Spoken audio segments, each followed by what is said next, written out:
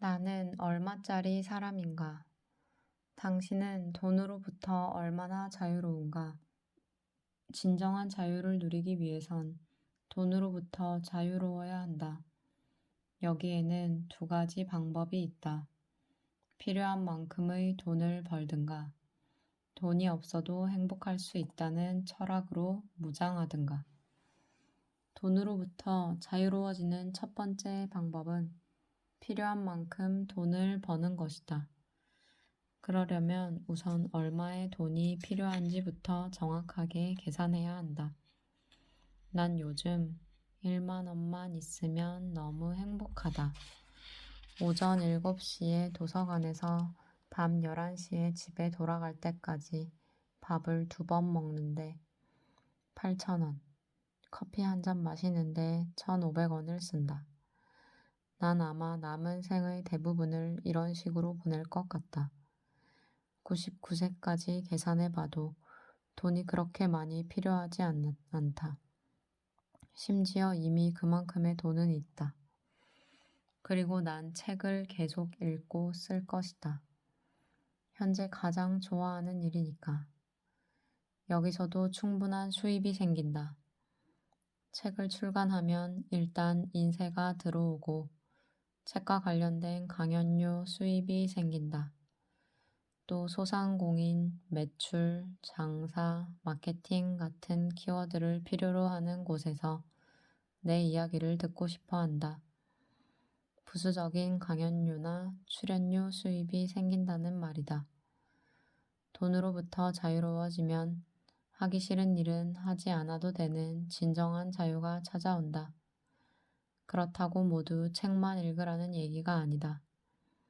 본인이 하고 싶은 일을 알아낸 다음 99세까지 그 일을 하면서 살려면 얼마가 필요한지 계산할 수 있어야 한다는 것이다. 지금 당장 책 읽기를 멈추고 당신에게 필요한 돈을 계산해 보라. 돈으로부터 자유로워지는 두 번째 방법은 돈이 없어도 행복할 수 있다는 철학으로 무장하는 것이다. 사실 난 이 철학도 어느 정도 가지고 있다. 돈이 500억 원 정도 있다고 치자. 그러면 당신은 매일 몇백만 원짜리 밥을 먹고 몇천만 원짜리 여행만 다닐 것인가? 아니다. 세상엔 돈을 쓰면서 즐기는 법도 있지만 돈 없이 더 즐겁게 누리는 방법이 훨씬 많다. 혹자는 넌 돈을 쓰고 놀아봐서 아는 거 아냐? 라고 말할지도 모르지만 우리는 무언가를 이해하기 위해서 모든 것을 경험해 볼 필요가 없다. 책을 통해 얼마든지 알 수 있기 때문이다. 난 배부른 돼지보다 배고픈 소크라테스가 되겠다라는 말을 47이 되어서야 이해했다. 이제는 몸의 쾌락보다 정신의 쾌락이 훨씬 좋다. 나는 독서를 하며 내가 30억짜리 사람임을 알게 됐다. 더 벌 수도 없고 더 필요하지도 않다. 30억보다 더 많은 돈은 내게 스트레스를 준다. 내가 만약에 300억을 목표로 장사를 하고 독서를 했다면 지쳐서 포기했을 것이다. 이를 악물면 돈을 더 벌 수 있겠지만 벌지 않는다. 필요 없기 때문이다. 내가 누구인지 정확하게 알면 그 이상의 돈은 필요 없는 것이 된다. 30억이라는 정확한 목표가 생기자 머릿속이 시원해졌다. 그런데 재미있는 사실은 목표를 세우고 선순환으로 돈을 버는 구조를 만들었더니 돈이 더 많이 벌리기 시작했다는 것이다. 그래서 이 돈을 어떻게 할까 생각하다 도서관을 짓기로 결심했다. 도서관을 짓기로 결심한 나 자신이 얼마짜리인지 다시 계산해봤다. 독서와 사색을 통해 업그레이드된 내 능력치는 300억짜리 고명환이었다. 난 이제 300억을 벌 수 있는 사람이 되었기에 300억으로 도서관을 짓겠다는 목표를 세운 것이다. 이 목표는 또 변할 것이다. 나는 누구인가를 쉽게 정의할 수 없는 이유는 인간은 매 초마다 계속 변하기 때문이다. 특히 독서를 통해 내공을 쌓은 사람은 변화의 속도가 눈부시게 빠르다. 자신이 정확하게 얼마짜리 사람인지 생각해 본 적이 있는가? 죽을 때까지 당신은 얼마를 벌 수 있고 또 얼마가 필요한지 계산해 본 적이 있는가? 아니, 계산할 수 있는가? 목표를 세우려면 지금의 나를 먼저 알아야 한다. 독서와 사색을 통해 정확하게 내가 어떤 사람인지, 내 능력치가 어느 정도인지 알아야 정확한 목표를 세울 수 있다.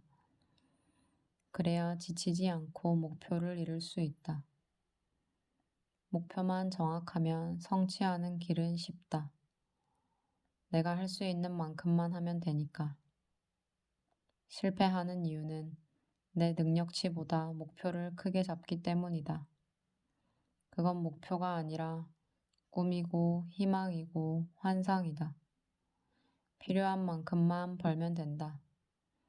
그 이상의 돈을 벌기 위해 하기 싫은 일을 하지 말자. 많으면 많을수록 좋다는 생각은 버리자. 돈의 노예가 되는 순간 더 이상 자유는 없다. 돈을 밀어내는 순간 자유로워진다. 자유로운 사람이 창의적이고 창의적인 사람이 돈에 끌려다니는 사람보다 돈을 더 잘 벌 수밖에 없다. 이게 돈의 법칙이다. 난 돈에 저항할 수 있는 힘이 생겼다. 자본주의 사회에서 가장 필요한 힘이다. 돈이 더 벌리는데도 안 벌 수 있는 힘. 내 능력치 이상의 돈을 벌기 위해서는 돈에 끌려다니는 삶을 살아야 한다. 난 그게 싫다. 내가 가질 만큼만 가지면 된다. 그리고 남는 시간엔 책을 읽겠다. 돈을 마다하고 책을 읽을 때의 기분이 얼마나 행복한지 여러분도 느껴보기 바란다. 그러기 위해선 돈에 저항할 수 있는 자신만의 정확한 철학이 필요하다. 기부를 하는 사람들은 돈에 저항할 줄 아는 사람들이다. 인간이 가장 행복할 때가 남을 도와줄 때다. 돈에 저항할 수 있어야 남을 도울 수 있고 남을 돕는 순간 내게 더 큰 행복이 찾아온다. 저항하자. 저항하지 못하는 사람은 발전이 없다. 역사상 모든 혁명은 저항이었다. 저항이 있어야 혁명이 일어나고 나라가, 내가 발전한다. 당신은 얼마나 오랜 시간 돈에 끌려다니며 살았는가? 다르게 생각하라. 돈을 밀어내면 돈이 저절로 따라온다. 우린 그동안 속고 살았다. 자, 눈을 감고 행복하면 무엇이 떠오르는지 그려보라. 멋진 집, 좋은 차, 화목한 가정, 해외여행 같은 것들이 그려지는가? 그렇다면 당신도 자본주의에 세뇌당한 사람이다. 인간에게는 놀고, 먹고, 여행할 때 느끼는 행복감보다 더 큰 진짜 행복감이 있다. 바로 무언가를 창조할 때의 행복감이다. 내 일이 힘든 이유는 창조를 하지 않기 때문이다. 회사나 거래처가 시키는 일만 하기 때문에 만족감이 없다. 어린아이들이 모래밭에 앉아 하루 종일 재미있게 놀 수 있는 원동력이 창조다. 창조를 하면 하루 종일 앉아 있어도 힘들지 않다. 그런데 우리는 어떤가? 회사 의자에 앉아 가슴 설레며 일한 적 있는가? 스티브 잡스가 애플을 만들고 일론 머스크가 스페이스 X를 만들 때 그들은 얼마나 흥분해 있었을까? 보이지 않아도 상상이 되지 않는가? 나는 왜 그런 일을 하려 하지 않는가? 시도는 해봤는가? 스스로를 너무 작은 존재로 치부해 남이 시키는 일만 하며 컴퓨터 앞에 앉아 있는 건 아닌가? 스티브 잡스도 일론 머스크도 똑같이 컴퓨터 앞에 앉아 있었지만 화면을 바라보는 표정은 나와는 완전히 달랐을 것이다. 행복은 무언가를 만들며 느끼는 성취감이다. 무언가를 만들어야 한다. 꼭 일과 관련된 것이 아니어도 된다. 목표를 세우고 그것을 이룰 때 인간은 가장 큰 행복감을 느낀다. 새벽 4시 반에 가슴 설레며 회사로 향하는 재벌 총수들은 그렇게 하는 것이 가장 행복하기에 그 시간에 집을 나서는 것이다. 그들이 놀려고 하면 뭘 못하겠는가? 그리고 안 놀아봤을까? 아니, 놀아보고 즐겨봤다. 그리고 그렇게 노는 것보다는 새벽 4시 반에 회사에 출근해 뭔가를 창조하는 것이 훨씬 재미있게 느껴졌을 것이다. 우린 행복을 위해서는 엄청난 돈이 필요하다고 생각하는데 절대 그렇지 않다. 내게 행복을 위해서 필요한 돈은 한 달에 10권 정도의 책을 살 수 있는 20만 원 정도다. 책만 있으면 좋은 차, 좋은 집도 필요 없다. 나 혼자 앉을 수 있는 책상이 있는 방이면 충분하다. 물론 그 방이 딸린 집을 얻을 때까지는 남이 시키는 일도 참고 해야 했다. 그렇게 나는 집을 구했다.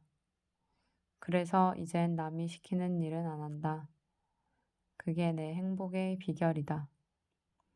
하루 종일 책을 읽고 글을 쓰고 새로운 아이디어를 실행해 결과물을 만들어내는 게 가장 재밌다.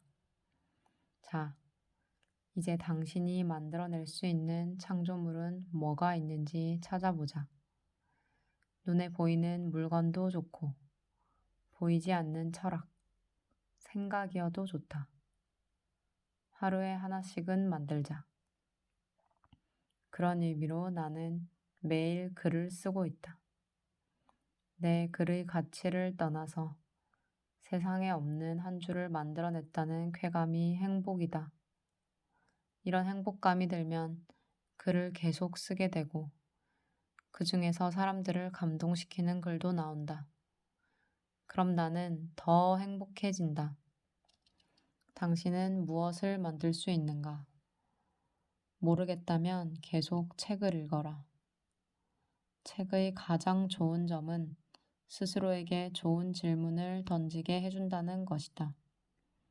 질문이 떠오를 때까지 책을 읽으면 된다. 스마트폰이 없을 때는 출퇴근 시간에 지하철에서라도 생각을 했다. 왜 나는 아직 자가용도 없이 이런 숨막히는 지하철로 출퇴근을 할까? 어떻게 하면 자가용을 가질 수 있을까? 어떻게 하면 내 연봉이 2배가 될까? 이런 질문이라도 던져야 인생이 변하기 시작한다. 이런 질문조차 던지지 않으니 인생이 변할 리 없다. 나에게 질문 하나만 잘 던져도 인생이 바로 변한다. 최근에 스스로에게 질문을 던져본 적이 있는가? 어떤 질문을 던졌는가? 우리 뇌는 질문을 받으면 해답을 찾는다. 내 연봉이 2배가 되려면 어떻게 하면 되지?